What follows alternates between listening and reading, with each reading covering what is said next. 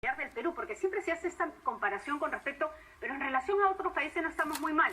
Bueno, pero en comparación a la canasta familiar tampoco estamos muy bien. Y cuando ya se habla de reducir algunos otros beneficios, sí que golpea mucho, por cierto, el ánimo y la moral del trabajador. Arranquemos, le propongo, con el tema de las vacaciones. ¿Qué es exactamente lo que se está planteando?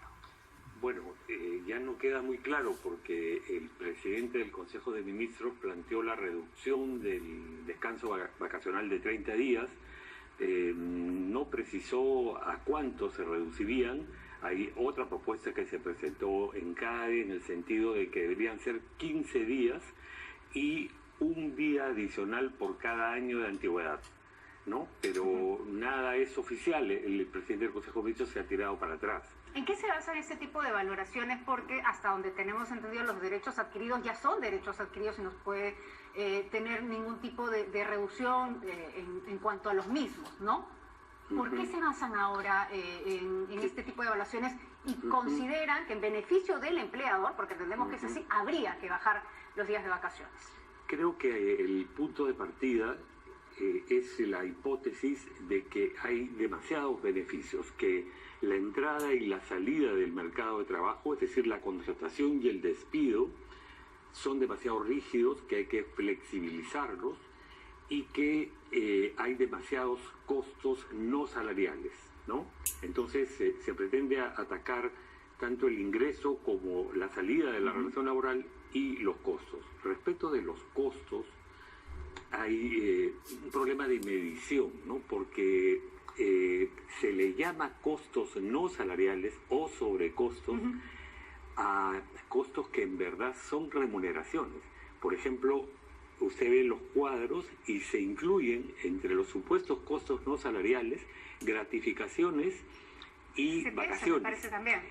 Y compensación por tiempo de servicios, ¿no? Las gratificaciones y las vacaciones son claramente remuneraciones. La compensación por tiempo de servicios en la ley no es concebida como una remuneración, pero en los hechos es una remuneración diferida. Entonces la cifra que se plantea de costos no salariales aparece artificialmente inflada, ¿no?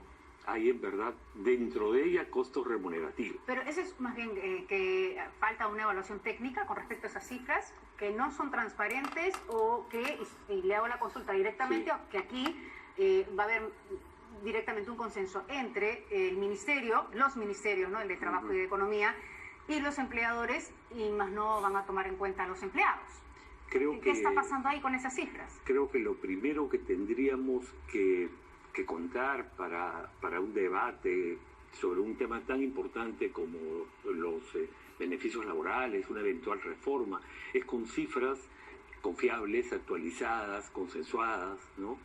Y me parece que en la actualidad lo que tenemos son cifras manipuladas, distorsionadas para inflarlas artificialmente y que parezca que Perú tiene más sobrecostos que otros países de la región. Y es así, es decir, me parece que es por cada sol 54 céntimos el valor que ellos estiman de costos no salariales, ¿verdad? Claro, en relación a otros países, ¿es realmente un costo muy alto? No, porque mire, estos costos bajarían enormemente si uno retira la compensación por tiempo de servicios, retira las vacaciones y retira las gratificaciones. Ese costo de 54 baja más o menos a 27. Es decir, si realmente técnicamente estos con lo cual, términos, si allí comparamos, ¿no?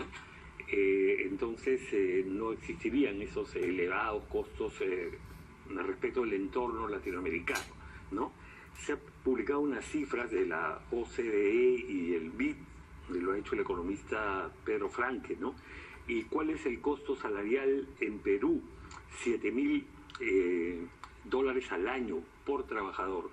El promedio latinoamericano es de $9.800. seguimos estando por debajo. ¿Y cuáles son los costos no salariales? O sea, los tributos, a la seguridad social, etcétera. En el Perú, 17,5. Y el promedio latinoamericano, 21,7. Otra vez debajo. O sea, si hacemos el análisis global y no institución por institución o beneficio por beneficio, vamos a ver que en costos salariales y costos no salariales, el Perú está debajo del promedio latinoamericano. Ahora, la reforma está planteada como flexibilización laboral y reducción de costos no salariales. Hablemos de la flexibilización laboral, que para el sentir del empleador va más en la línea de quien contrata, ¿no? El empleado más bien siente que siempre está perdiendo con respecto a las contrataciones, a las renovaciones, a los beneficios. Muy pocas empresas hacen contrato indefinido, muy pocas empresas colocan en la planilla a sus trabajadores, y cuando se habla de esta cifra de informalidad del 73% no es tan real, tomando en cuenta que aquí se está incluyendo el bolsón de los autónomos, de quienes están abriendo un negocio, de que son comerciantes o que trabajan y de alguna manera son formales porque bancarizan este dinero, no obstante no pagan impuestos. Este es el marco de la intención del gobierno desde hace muchísimos años de incentivar a la formalización. Bueno, ¿cómo incentivamos a la formalización? Mire, el gobierno plantea que hay que fomentar la contratación de duración indefinida, pero lo hace desde mi punto de vista de un modo contradictorio, porque hoy día en la entrada, en el momento de la contratación, existe una amplia flexibilidad. Hay 11 tipos de contratos temporales y hay además una cláusula abierta. Y se hace un abuso, además de ese tipo de contrataciones temporales. A tal punto que 65% de trabajadores de la actividad formal tienen contrato de duración determinada y solo 35% tienen contrato de duración indefinida. Y estamos hablando de este contrato de duración determinada que se va renovando. ¿Verdad? Exactamente, el contrato de duración determinada es un contrato a plazo fijo, temporal, que se va renovando y que el empleador puede extinguir en cualquier momento, ¿no?, al vencimiento del plazo sin ningún tipo de indemnización, ¿no? O sea, nuevamente hay un abuso y un mal uso de esta figura de contratación. Exactamente, tanto 65%. 65% dentro del sector formal, imagínense fuera. Es decir, dentro del sector formal hay un 65% informal. Un 65% que muy probablemente de manera indebida tiene contratos a plazo fijo, ahí donde debería tener vínculos permanentes. Ahí me voy a detener porque es importante para quienes nos escuchan establecer además los términos de este tipo de contratación. No puede excederse de más de 5 años, ¿verdad? Porque si no automáticamente se volvería en un contrato indefinido. Lo que pasa es que los empleados no lo saben. Los empleadores abusan muchas veces de este tipo de contrato, pero además, aun cuando se encuentran en alguna planilla, se les está eliminando todo tipo de beneficio futuro, ¿no? Uno a veces considera que la planilla es una seguridad. La planilla es una seguridad, depende del contrato. Si es contrato indefinido, sí. Si es contrato temporal, no. Efectivamente, ¿no? El trabajador temporal afecta sus derechos individuales y colectivos. Y los colectivos son especialmente importantes porque este trabajador no se afilia al sindicato por miedo de que su afiliación acarree la no renovación. Y eso debilita a los sindicatos la negociación colectiva como mecanismo de mejora de los mínimos que la ley establece, ¿no? Entonces ocasiona una serie de perjuicios, ¿no? Pero el planteamiento del gobierno es: vamos a fomentar la contratación de duración indefinida. Y sin embargo mantienen la flexibilidad hoy día extrema que existe en la contratación. Entonces, ¿qué estímulo tiene el empleador para contratar de modo permanente o indefinido? Ninguno. ¿Y qué herramientas tiene el empleado para exigir que además, realizado un desempeño laboral o transcurrido un tiempo de este mismo, exija que se le incluya en la planilla indefinida? No tiene herramientas. Efectivamente, y el empleador va a preferir siempre contratar de modo temporal y que al vencimiento del contrato no haya renovación y no tenga que hacerse un pago, a tener que contratar de manera indefinida, despedir y tener que indemnizar. ¿Cómo corregimos esto? Es decir, en esta reforma ¿se está planteando una corrección precisamente en ese vacío? Yo creo que el planteamiento es incoherente. Primero, creo que no está demostrado en la experiencia peruana e internacional que disminuyendo derechos se fomenta la formalidad, se combate la informalidad, se genera empleo de calidad, etcétera. Creo que eso no está acreditado. En el Perú tenemos la Ley de Fomento del Empleo de 1991, que fue radicalizada en 1995 y no generó empleo de calidad. Tenemos la experiencia de la microempresa, que tiene un régimen muy barato de beneficios y sin embargo tampoco ha generado formalidad. Entonces, ensayar, hacer experimentos con derechos fundamentales de la persona me parece irresponsable. ¿Qué es lo que se va a generar? Más que vulnerar sus derechos fundamentales. Y claro, ¿no? Y es bien peligroso eso. Es muy peligroso porque eso va a acarrear un alto costo social y político, ¿no? ¿Qué va a ocurrir? Ipsos hizo una encuesta, por ejemplo, entre jóvenes y les preguntó ¿qué beneficios estarían ustedes dispuestos a ceder o a reducir con tal de tener empleo formal? 91% dijo que no aceptaba reducir gratificaciones. 87% no aceptaba reducir compensación por tiempo de servicios y 78% no aceptaba reducir vacaciones. ¿Se imagina? Si estas reducciones se aprueban, esos jóvenes van a estar en la calle. Ya lo hemos vivido en el Perú, ¿no? Humala con su ley Pulpín y luego tuvo que retroceder. Vizcarra está siendo enviado a un conflicto muy agudo que probablemente comprometa su alto nivel de aprobación actual. Ahora, no es que sea contradictorio, porque finalmente son ministerios que tienen que revisar estas reformas a la par, pero parece que la visión de esta reforma va desde el planteamiento del Ministerio de Economía, haciendo algunas revisiones por el Ministerio de Trabajo. ¿No debería ser al revés? Bueno, el Ministerio de Economía siempre ha tenido una propuesta de desregulación y flexibilización laboral. Si estuviera bien sustentada, si hubiera evidencia empírica, como dicen los economistas, creo que no habría inconveniente de que se presente y el Ministerio de Trabajo, si tiene otra propuesta diferente, se haga un debate nacional, ¿no? Es lo que todos quisiéramos.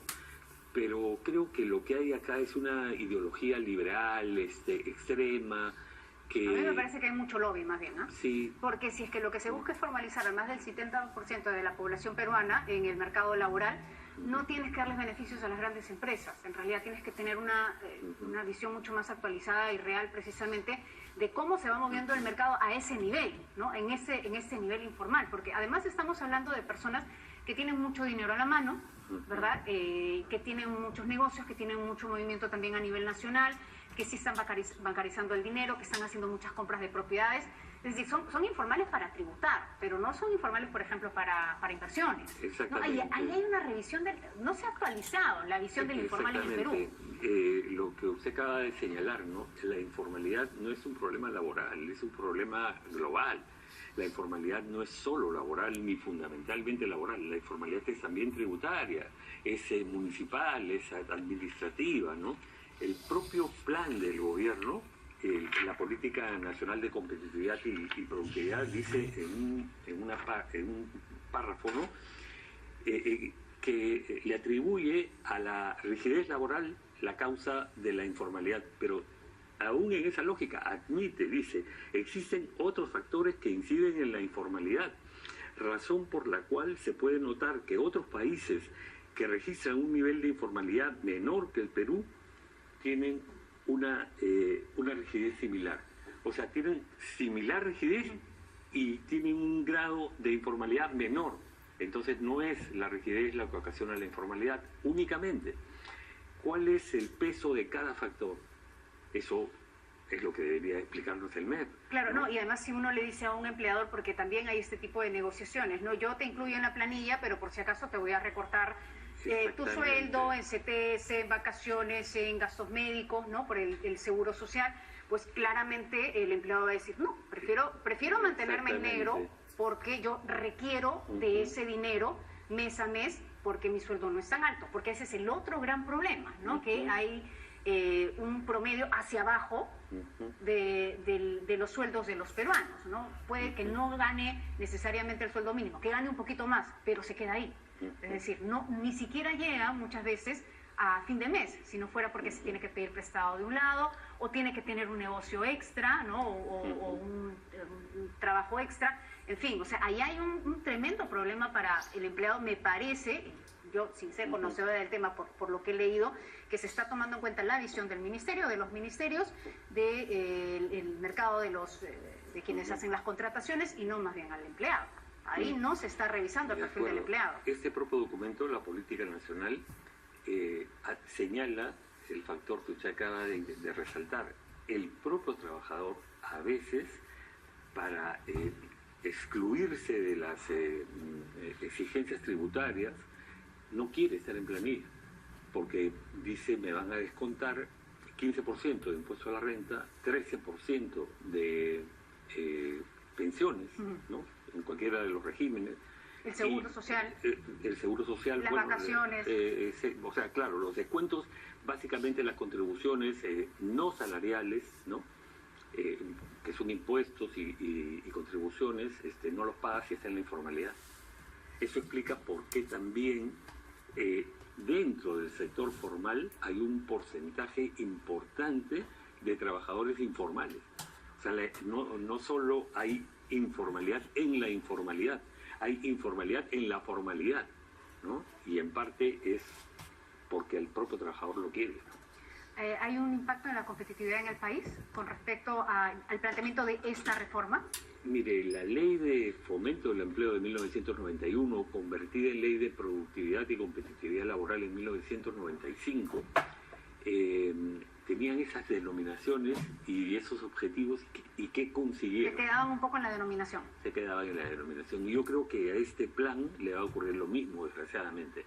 Mientras no tengamos una solución global para un problema global, vamos a cortar por el lado más débil, vamos a generar un clima de malestar social y vamos a romper lo que hoy día es un frente nacional anticorrupción, porque un sector se va a oponer al gobierno, ¿no? Bueno, la verdad es que es muy contradictorio, ¿no? Cuando se está buscando que la mayoría de los peruanos ingresen al mercado formal, que se plantee una reforma donde más bien se le está restando beneficios al mismo trabajador y además se le está desincentivando lo mismo, ¿no? Porque muchas personas van a preferir precisamente mantenerse al margen de las planillas y de la formalidad con tal de no ver reducidos sus propios beneficios, porque hay negociaciones que también se pueden llevar a cabo lejos de la planilla. A lo mejor, si al final voy a tener 15 días de vacaciones, mejor sácame de la planilla y eso es lo que podemos negociar entre nosotros. Así que bueno, todavía hay un tema bastante complejo, hay que revisar. Le agradecemos mucho el que haya estado con nosotros. Es Javier Neves, exministro de Trabajo, conversando acerca de lo poco que se conoce acerca de esta reforma. Con respecto a las vacaciones, por lo menos, el ministro César Villanueva ha dicho que el recorte no va a ser el que se había especulado en las últimas semanas, que los trabajadores podrían contar con estos 30 días, pero que habría otra modalidad para poder calcular estas vacaciones. Así que sobre ello vamos a hablar a lo largo de la semana. Son las 7:55.